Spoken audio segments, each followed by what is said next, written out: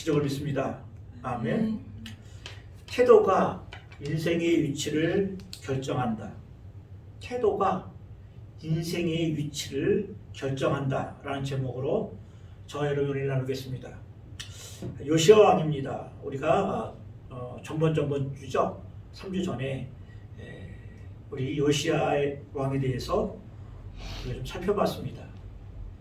한 번 더 우리 요시야 왕을 살펴봄으로 말미암아 우리에게 주시는 하나님의 음성, 하나님의 은혜가 넘치시는 시간이 되시기를 주의 이름으로 축원합니다. 레오 톨스토이가 이렇게 말했습니다. 선을 행하기 위해서는 노력이 필요하다. 그러나 악을 제거하기 위해서는 더 한층 큰 노력이 필요하다. 그렇습니다. 우리가 선을 행할 때에는 많은 도덕적 그리고 의지가 필요합니다. 그리고 교육도 필요하죠. 그러나 우리가 악을 행할 때에는 아무런 교육도 받을 필요가 없습니다. 스스로 배우고 터득할 수 있는 게 악입니다. 유다 왕 할아버지죠. 므낫세 그리고 자신의 아버지 요람 무려 57년간을 므낫세 왕 55년 요람 왕 2년 나라가 이 악하고 타락한 왕 때문에 황폐해질 대로 황폐해졌습니다. 영적으로 황폐해졌고 또한 민생은 파탄이 났습니다. 물론 외세의 침입에 의해서 나라의 살림이 경제적으로 어려울 수도 있었습니다. 그러나 무엇보다도 이스라엘은 하나님의 나라, 지금 신약으로는 교회와 같습니다. 영적인 것들이 바로 서지 못한다면 군사적, 외교적, 경제적인 것들이 다 무너지고 무의미해질 수밖에 없는 것입니다. 오늘 우리가 열왕기서를 계속해서 열왕기서를 통하여 우리가 은혜를 나누는 것은 바로 열왕기서가 하나님의 나라의 오늘 현대를 사는 교회를 통하여 하시는 말씀이 크기 때문에 그렇습니다. 또한 그 왕들을 통하여 왕같은 제사장, 그의 택하신 소유, 왕같은 제사장이 우리가 어떻게 하나님 보시기에 선하고 정직한 삶을 사는지, 어떻게 하나님 보시기에 악하고 다윗의 길을 쫓지 않았던 그 왕들의 그 마지막이, 그 최후가 어떻게 되는가를 열왕기서를 통해서 은혜를 나눴기 때문에 그렇습니다. 열왕기서도 이제 다음 주면 마무리됩니다. 이제 요시야의 마지막, 이스라엘 남유다의 마지막 촛불, 태양인 불꽃이 오늘 지고 있습니다. 두 가지를 통하여 우리가 오늘 요시야를 통해서 은혜를 나누겠습니다. 첫 번째는 감정이 태도가 되어서는 안 된다. 감정이 태도가 되어서는 안 된다. 태도는 가치관이 된다. 첫 번째 살펴볼 것이고, 두 번째로는 하나님의 사람이 마지막 기회가 될 수 있다. 마지막 기회는 하나님의 사람이다 라는 걸 통해서 두 가지를 정리하면서 은혜를 나누겠습니다. 첫 번째부터 살펴보죠. 태도가 가치관이 된다는 겁니다. 감정이 태도가 되어서는 안 된다는 뜻은 무엇이냐면 내가 갖고 있는 감정이 곧 태도로 나타나서는 안 된다는 겁니다. 어떤 심리학자가 살펴봤는데 가출하고 부모에게 대항하고 그리고 또한 이 세상 말로 비행소년들이죠. 청소년들을 상대로 부모에게 가장 반발심이 심할 때가 언제인가 라는 것을 조사한 적이 있다고 합니다. 가장 못 견디는 것은 물론 가정폭력도 그렇고 경제적 사정도 그렇고 개인적인 일탈도 있었고 다 그럴 수 있습니다. 그런데 가장 못 견디는 것은 무엇이냐면 부모들의 일관성이 없다는 거예요. 감정의 기폭이 커서 도대체 반드시 지금 상황에서는 책망과 벌과 징계를 받아야 할 때인데 부모의 감정에 따라 벌을 주지 아니하고 부모의 감정이 나빴을 때 그거에 자신의 어떤 상황에 상관없이 가정의 분위기가 착 가라앉고 그 분위기가 자녀들이 바라는 일상적으로 가정이 화목하고 평화를 누려야 할 가정이 부모의 일시적인 감정 때문에 망가지는 것을 보면서 제일 힘들었다는 거예요. 일관성이 없는 거예요. 마찬가지죠. 어린이 돼서도 이렇게 감정이 폭이 큰 사람들, 그걸 조울증이라고 그러죠. 그런데 우리 사람들은 변하지 않아요. 사람들은 변하지 않아요. 타고난 기질도 변하지 않아요. 단지 우리가 변했다고 하는 건 뭐냐면 사회적 기술이 늘어나는 거예요. 내가 이런 행동을 했더니 불이익이 돌아오더라. 내가 이런 행동을 했더니 소외되고, 그리고 결국 따지고 봤더니 나에게 나쁜 결과가 들어오더라. 인생을 통해서 축적된 내 노하우 때문에 그것이 사회적 기술로 나타나는 거예요. 그래서 어떤 사람들은 말해요. 그 사람에게 돈과 권력을 주면 그 사람의 인생이 나타난다는 거예요. 충분하게 자신을 한결같이 사회적 기술이 뛰어나지 않은 사람들은 타고날 때부터 모난 성격이든지 자신을 제어할 수 없는 그런 성격의 소유자들이 사회적 기술로 인해서 자신을 제어하고 컨트롤하고 사회에 맞게 살아가는 사람들이 그 사람에게 권력을 쥐어준다든지 그 사람에게 돈이 쥐어주면 그걸 제어할 수 있는 방어막이 없어요. 그래서 폭군이 나오는 거예요. 마음대로 할 수 있으니까. 제어할 수 있는 사회적 기술이 그 방어막을 해체하니까. 가장 위험한 게 그러니까 권력, 사회적 기술, 자신의 어떤 본능을, 도덕적인 책임을 제어할 수 없는 사회적 기술을 걷어낼 수 내는 그런 방어막이 사라지면 위험해요. 그래서 어디 가든지 자기보다 갑이 있어야 돼요. 어디든지 가면 자신을 제어할 수 있는 환경이라든지 자신의 본능을 배제하고 인격적, 도덕적, 보편적인 가치로 살아갈 수 있는 삶을 살아갈 수 있도록 항상 자신을 얻은 곳에 의리돼야 돼요. 그렇지 않으면 자신을 제어할 수 있는 그런 시스템이나 사회적 기술을 발휘할 수 없을 곳에 가면 파탄이 나는 거죠. 그래서 이 순서가 중요한 거예요. 우리 기독교인들이 왜 위대하냐면 절대 기준인 하나님의 말씀에 자신을 제어할 수 있는 기술이 들어가는 거예요.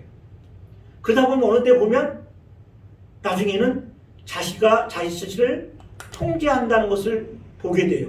그럴 때 사람은 변했다라고 얘기하는 거예요. 그러나 그렇게 쉽게 되지 않아요.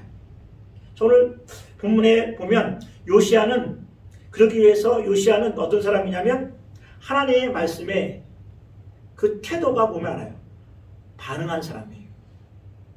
하나님 말씀이 어떤 것이죠? 절대 기준이에요. 이 세상은 다양성의 시대를, 이 포스트 모더니즘 시대의 특징이 뭡니까? 다양성을 주제해요. 네가 옳으면 나도 옳다. 그리고 또한 모든 중심이 인본주의자예요. 다수가 옳으면 옳은 거예요. 51%만 넘으면 그것은 결정이 돼요. 그러나 하나님의 말씀은 그렇지 않아요. 1%만 틀려도 그건 진리가 아니에요. 하나님의 말씀은 그래서 절대 기준이 되는 것이고 시대와 상황을 초월해서 절대 기준이 될 수 있는 거예요. 그런데 지금 어떤 시스템입니까? 하나님의 말씀을 다양한 각도로 봐요. 물론 해석의 여지가 많아서 다양하게 해석할 수 있는 경우도 있어요. 그러나 비유도 아니고 상징도 아닌데도 불구하고 인위적으로 자의적으로 말씀을 해석함으로 말미암아 말씀의 다양성으로 말미암아 기준의 절대 기준이 흔들림으로 말미암아 타락한 걸 볼 수 있어요. 절대 기준이 무너지면 어떻게 됩니까? 절대 기준이 무너지면 어떻게 돼요?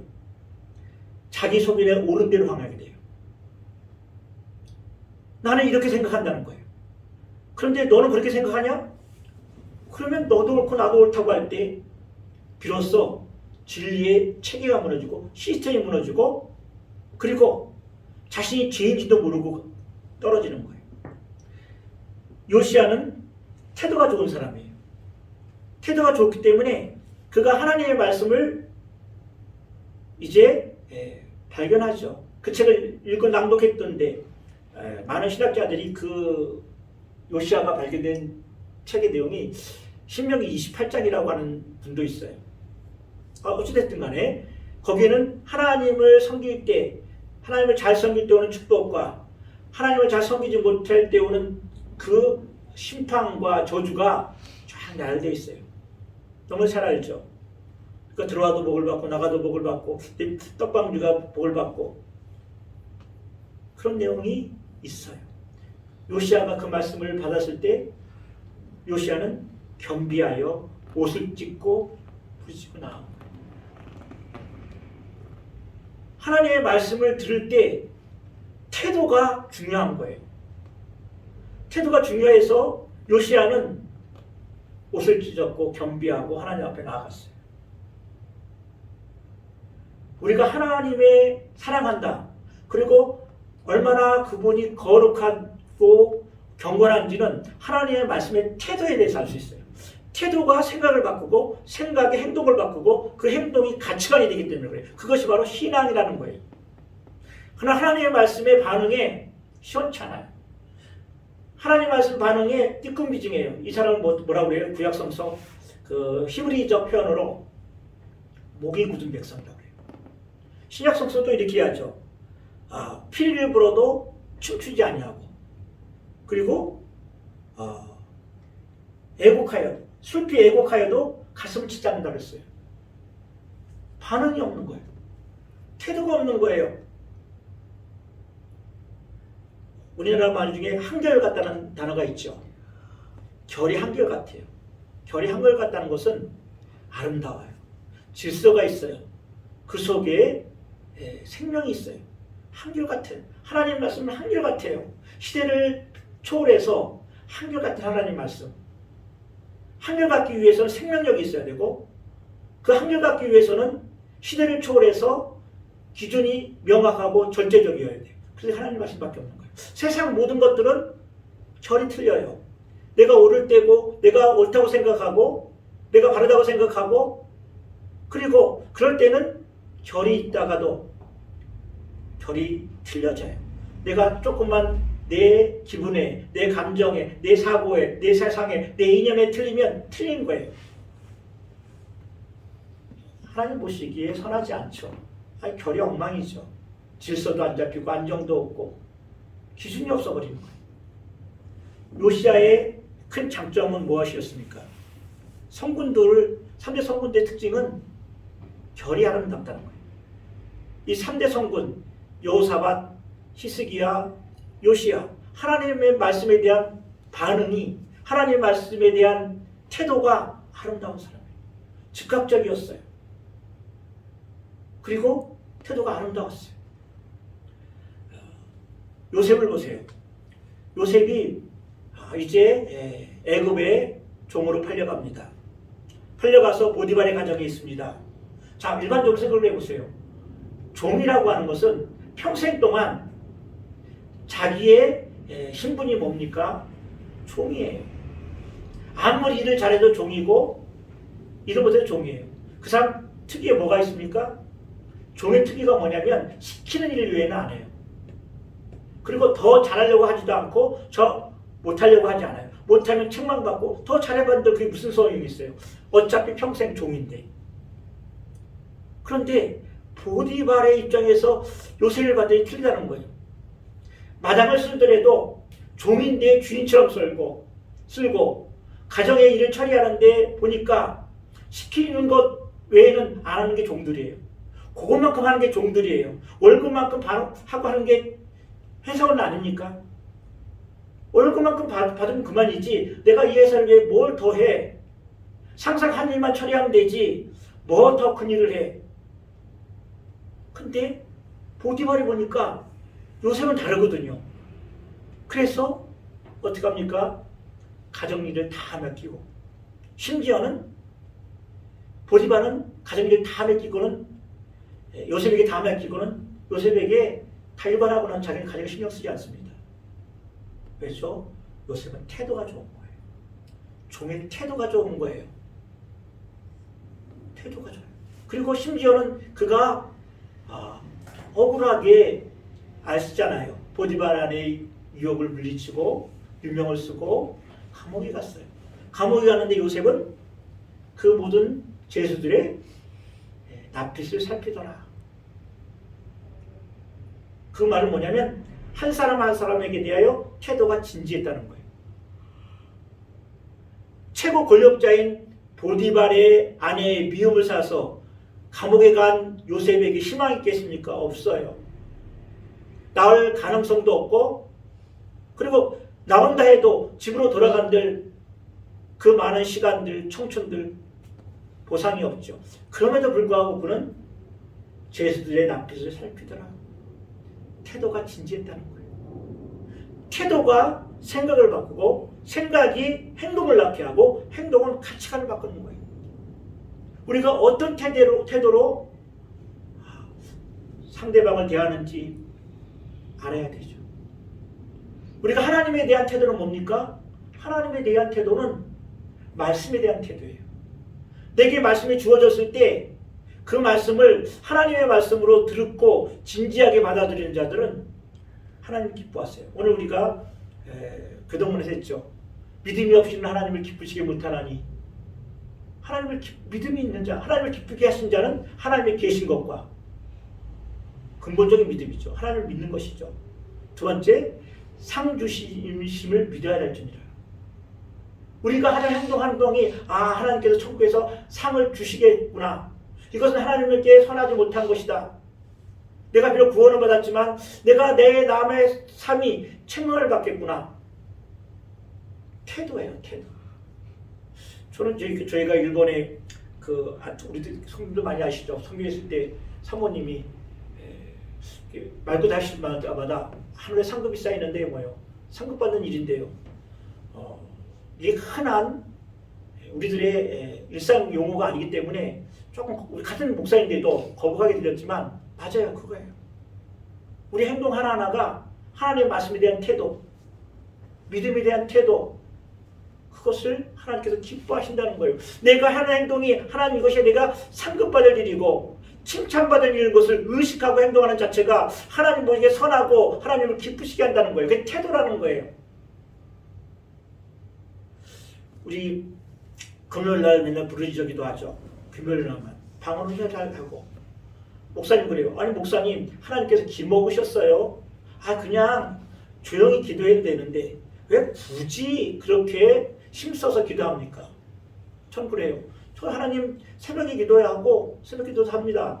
그래서 하나님께서 약속하신 건데 내가 말씀을 붙잡고 기도하는 건데 뭐 이렇게 힘써서 부르짖어 기도하나? 태도 때문에 그래요. 내가 이만큼 하나님 강구합니다. 내가 하나님께 이렇게 진지합니다. 내가 이렇게 하나님께 간절합니다. 라는 하나님께 대한 태도예요. 자녀가 와서 필요하지도 않는 것 같은데 지금 빨리 줘도 천천히 줘도 될 것 같은데 계속 와서 그렇게 가부해죠. 가부의 기도죠. 계속해서 와서 달라고 하면 그 태도 때문에, 그 진지한 모습 때문에 어느 부모가 안 주겠어요. 그래서 성경 말합니다. 어느 부모가 자녀에게 좋은 것 줄 줄 알거든 하물며 자녀에게 좋은 것 주지 아니하겠느냐. 좋은 거 주지 않겠냐. 어떻게 생선을 달라고 그래도 돌을 주고 떡을 달라는데 뱀을 줄 부모가 어디 있겠느냐. 하나님께서 그렇게 말씀하시는 거예요. 태도죠. 주 5회에도 우리가 공동체 기도를 가지고 매주 합니다. 목사님께서 약속 말씀을 받으셨다면서요. 그러면 몇 번 기도하고 말죠. 태도라는 거예요. 하나님, 내가 이만큼 하나님의 말씀을 붙잡고, 사람은요 자기의 말을 들어주는 사람을 좋아해요. 그리고 자신의 말을 믿어주는 사람을 좋아하고 신뢰하게 돼 있어요. 말하는데 그 말 믿어도 돼? 신용하지 않거나 의심을 갖거나 회의를 가지면 대화가 안 돼요. 그런데 어떤 말인지 믿어주고 신뢰해주고 그 말 따라 행동해주면 굉장히 이 사람이 나를 존중하는구나, 이 사람이 나를 사랑하는구나, 그렇게 느끼잖아요. 하나님 그렇게 말씀하시잖아요. 믿음이 없이는 하나님을 기뻐하시게 못하나니 그가 계신 것과 내가 상주심이심을 믿어야 할지니라. 왜 하나님 앞에 천국에 가서 우리가 하나님을 기쁘게 했던 것들, 그걸 통해서 하나님 나라를 얼마나 우리가 확장하고 노력하고 힘쓰는지에 대해서 상급받는 것을 기대하지 않습니까? 태도는 거예요. 태도. 전 세계의 가장 큰 교회를 하고 부흥했던 목사님 조용기 목사님이죠. 그분이 개인적으로 뭐 인격이나 뭐 자녀들 보면 뭐 그런 사람도 있다라고 생각하지만 제가 존경하는 이유가 하나 그거예요. 그가 늘 쓰던 말이 뭡니까? 보이지 않는 것을 보이는 것처럼, 손에 잡히지 않는 것을 잡히는 것처럼 끝까지 가보자는 거예요. 하나님 얼마나 기쁘시겠어요.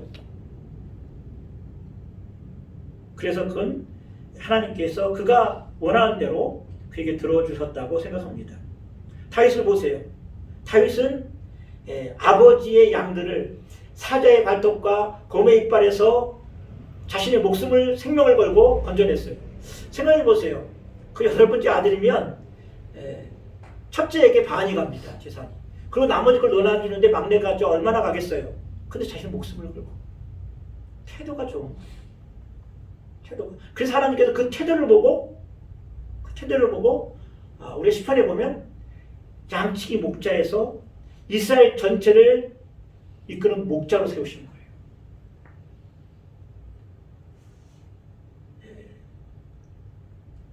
여호와는 나의 목자시니 내게 부족함이 없으리라.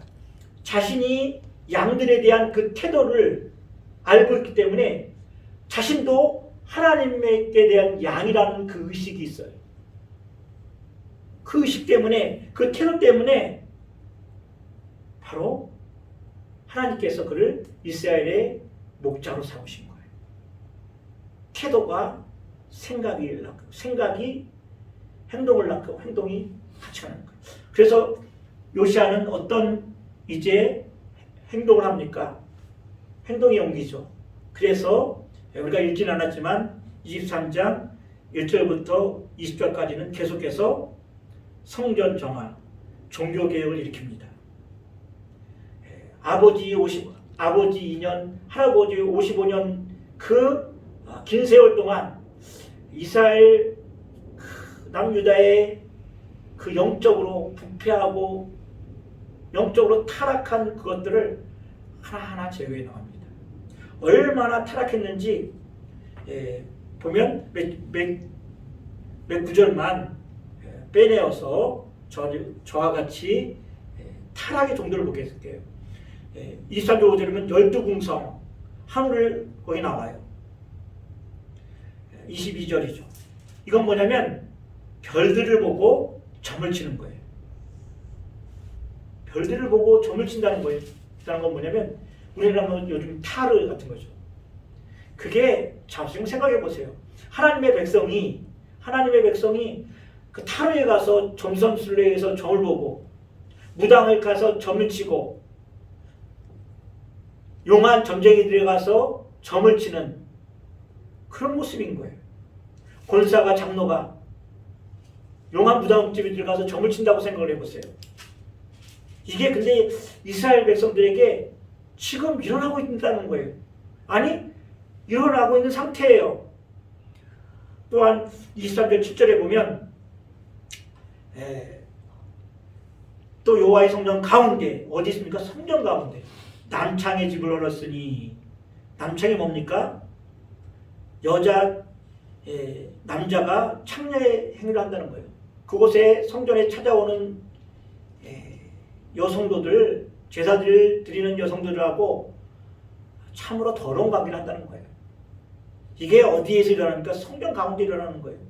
교회 보세요. 교회 얼마나 많은 교인들끼리 이 부적절한 성관계가 좀 이게 예배 시간이라서 이게 좀 부드럽게 이걸 표현했는데 얼마나 하나님 앞에 더럽고 추악가요. 그런데 뻔뻔하게 나와요. 바람을 피우고도 어떻게 남자나 여자나 실수해서 그럴 수 있어요. 다윗도 그랬고 그랬는데 그 문제는 뭐냐면 돌아오지 않는다는 거예요. 돌아오지 않는다는 거예요. 그 상태로 계속 사는 거예요. 이걸 뭐라고 그래요? 우리는 양심이 하이만다는 거예요. 이 양심이 돌처럼 딱딱해져서 아무 설교가 들어오지 않아요. 자 보세요. 왜 하나님 좀 남녀가 어떻게 불편한 관계를 해도 그게 지옥에 갈 죄입니까? 그것이 뭐 살인죄와 같습니까? 맞아요. 100번 양보해서 그럽시다. 자, 가정을 가진 남자가, 가정을 가진 여자, 그리고 교회의 축제를 맡은 사람이 일시적으로 바람을 피워서 성적으로 좀 타락할 수 100번 양보해서 그럴 수 있어요. 그러나 그런 관계를 계속 유지해 갈 때 신앙생활이 가능할까요? 한번 생각해요. 그 신앙생활 가능하지 않아요. 그가 하나님께 나와서 회개기도가 그 회개기도가 될까요? 안 돼요. 우리 안에 있는 성령은 그런 분이 아니에요. 근데 그 신앙생활을 1년이고 2년이고 한다는 것은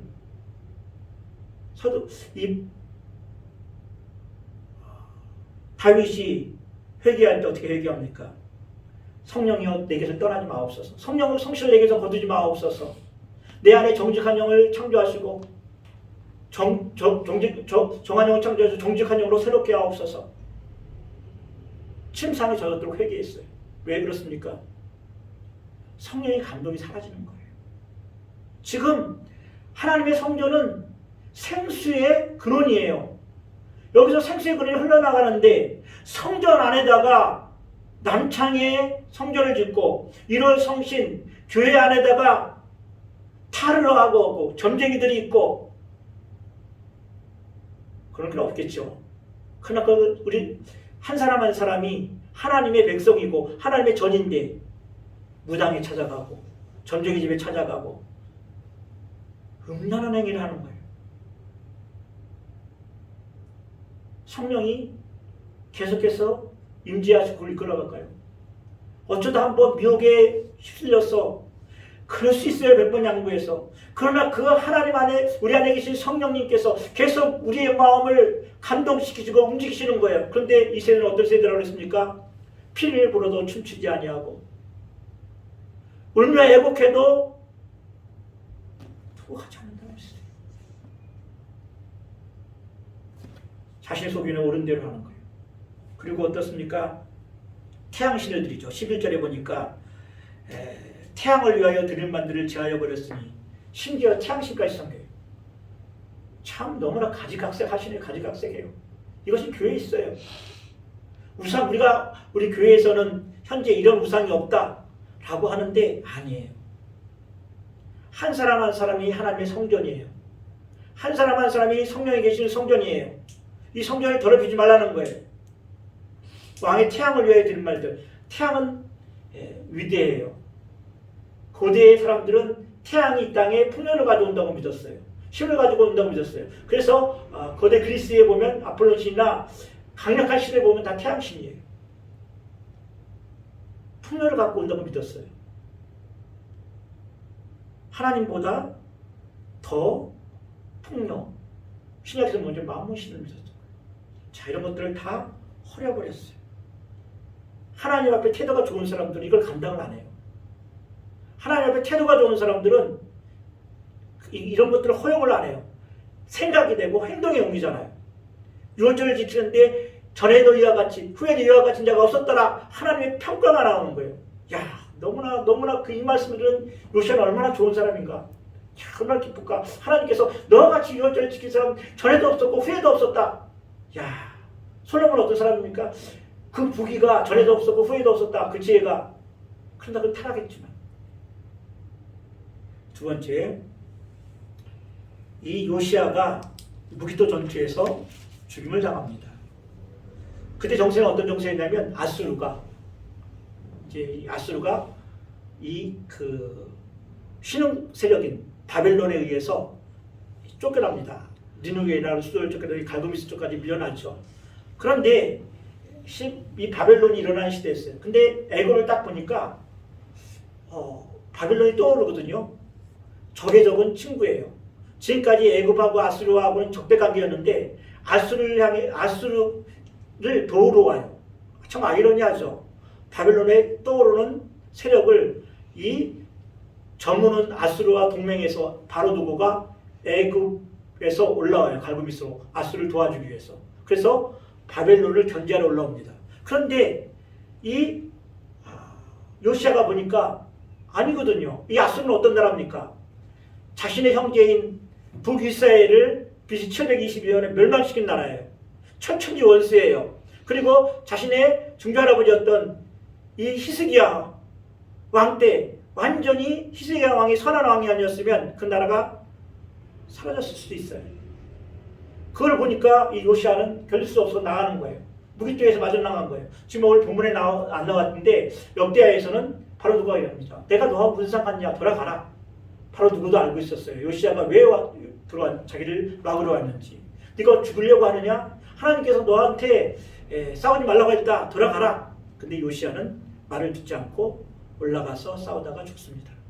너무 허망하죠. 하나의 천하의 요시아가 이렇게 허망하게, 그것도 39살에 죽임을 당한 거예요. 허망하죠. 우리는 이걸 보면서 왜 하나님께서 지존자들은 요시아를 막았으면, 근데 요시아가 이렇게 허망한가? 하나님께서는 남유다를 멸망하시기로 작정을 하셨어요. 그런데 하나님께서는 요시아를 마지막 이스라엘 남유다의 마지막 기회로, 그리고 요시아를 바로 남유다의 깃발로, 표상으로 삼으시기 위해서 그를 마지막 유다를 횃불로 들이키시고, 그리고 또한 허무하게 죽는 것을 허락하신 거예요. 왜 그랬을까요? 이제 보세요. 이제 우리가 이제 다음 2주간에 살펴보겠지만, 자신의 세 아들과 손주가 번갈아 가면서 왕이 됩니다. 왕이 될 때 그게 비참해요. 그리고 70년 동안 바벨론과 포멜로 끌려가요. 그런데 이 바벨론으로 끌려간 사람들이 어떤 표상과 어떤 깃발을 가지고 돌아갈 것을 희망했을까요? 요시아예요. 다윗은 너무 멀고, 내가 기억했던 왕, 내가 체험했던 왕, 1차, 2차, 3차를 끌려갈 때 요시아를 기억하고 있었어요. 다시 요시아 같은 왕이 나타날 것이다. 그래서 그들이 본 가장 유대의 횃불 같은, 하나님 보시기에 선하고 정직했던, 다윗의 길을 걸었던 기준 같은 왕 요시아를 기억하게 한 거예요. 그 선지자는 그러니까 예레미야예요.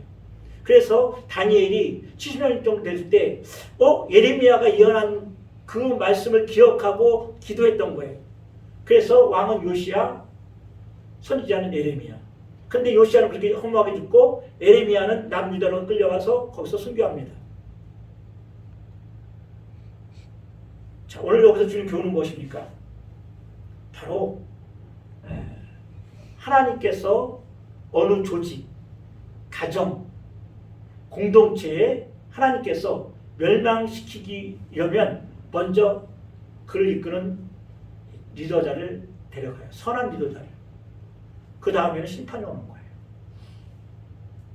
지도자도 잘 만나야 되고, 선한 지도자, 영향력 있는 지도자가 오래 살기를 기도해야 돼요. 하나님께서 아브라함에게 나타나서 소돔과 고모라를 멸망시키려고 작정하시고 천사를 보내서 소돔과 고모라에 보냅니다. 소돔과 고모라에 누가 있었습니까? 아브라함의 조카 롯이 있었어요. 아브라함의 조카 롯이 있었는데, 롯은 아브라함의 종과 자기네 종이 양의 목초지가 작았던 거예요. 서로 불편해했을 때, 좁아서 불편했을 때, 네가 동하면 나는 서하고, 나는 서하면 네가 동하겠다. 그럴 때 이 롯은 소돔과 고모라를 봅니다. 거기가 에덴 동산 같고 물된 동산 같았어요. 쳐다보니까 그래요. 그렇게 하면 안 되죠. 거기는 타락의 도시인데 화려한 도시예요.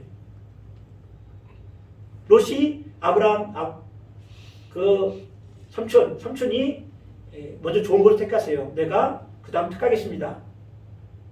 그랬어야 되죠. 근데 자기가 보니까 소돔과 고모라가 좋거든요. 지금 말하면 대도시예요. 없는 게 없어요. 문명이 발달했어요. 그리고 에덴 성경은 뭐라고 하니까 에덴 동산 같다 그랬어요. 물된 동산 같다 그랬어요.